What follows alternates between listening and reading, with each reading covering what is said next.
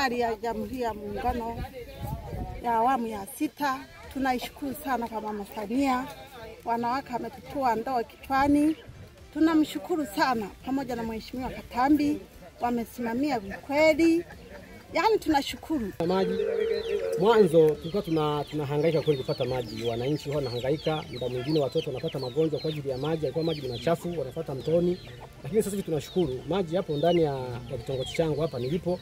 Nashukuru kwa kweli kwa msaada kama huo. Kwa maji tunashukuru, maeneo haya tumeyapata. Lakini pia na kule kuna gati limeongezewa mwaka jana. Sasa naomba sasa kama serikali iweze kuongeza magati mengine ya maji au kusambaza maeneo haya maji kusudi wananchi wa Makobeko wapate maji vizuri.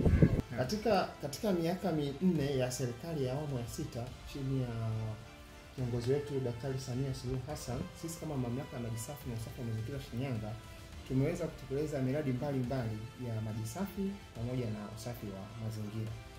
Katika miaka hii 4 kuanzia mwaka 2021 miradi yetu tumefanya katika eneo la manispaa ya Shinyanga, lakini pia kwa sababu kuanzia mwaka 2021 tuliongezewa maeneo ya kanda kwa maana ya Tinde, Didia na Isamagazi, na maeneo hayo nayo ilibidi tuweke nguvu ili kuweza kutekeleza miradi ya maji, kuweza kuhakikisha huduma bora ya maji kwa wananchi wa maeneo husika.